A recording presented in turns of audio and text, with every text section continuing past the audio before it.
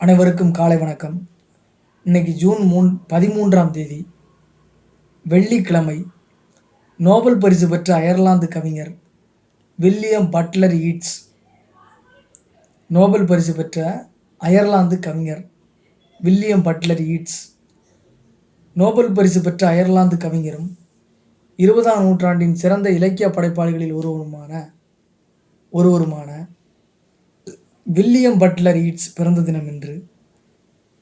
அயர்லாந்தின் Dublin அருகே உள்ள டப்ளின்றது ஒரு ஊர் அயர்லாந்து.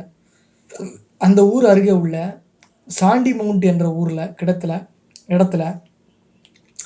1865ஆம் ஆண்டு பிறந்தார். இவரோட தந்தை பிரபல ஒரு பெயிண்டர், அதாவது ஓவியர். ஆரம்ப கல்வியை வீட்டிலேயே பயின்றார். அயர்லாந்து நாட்டுப்புற கதைகள் உட்பட நிறைய கதைகளை அம்மா கூறுவார். புவியியல், வேதியியல் பாடங்களை அப்பா கற்றுக் கொடுத்தார்.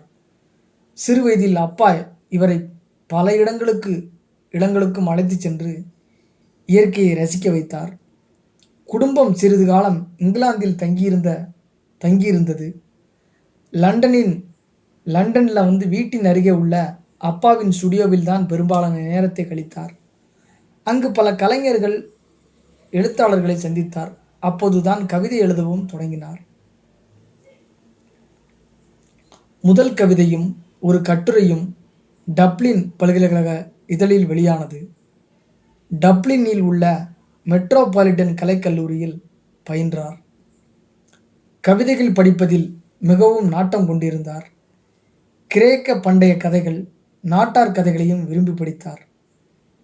அதன் தாக்கம் இவரது ஆரம்பகட்ட படைப்புகளில் எதிரொலித்தன. தத்துவ ரீதியான கவிதைகளை எழுதினார்.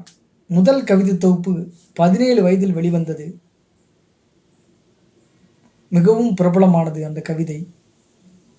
எட்மண்ட் ஸ்பென்சர், ஷெல்லி ஆகியோரோட தாக்கம் இவரது கவிதைகளில் காணப்பட்டது. பிறகு தத்துவங்களை கைவிட்டு தன் கவிதைகளில் யதார்த்தத்தை பின்பற்றினார். ஒவ்வொரு காலகட்டத்திலும் படைப்புகளில் தேசியவாதம், செவ்வியல், எதிர்வினை பழமைவாதம் என பல கொள்கைகளை பின்பற்றினார். வாழ்நாள் முழுவதும் ஆன்மீகம், அனுமாசியம், இறை உணர்தல், வானியல் சாஸ்திரம் ஆகியவற்றில் அதிக நாட்டம் கொண்டிருந்தார்.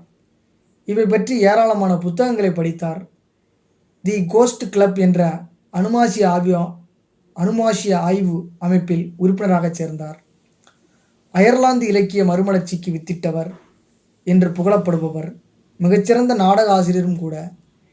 Lady Gregory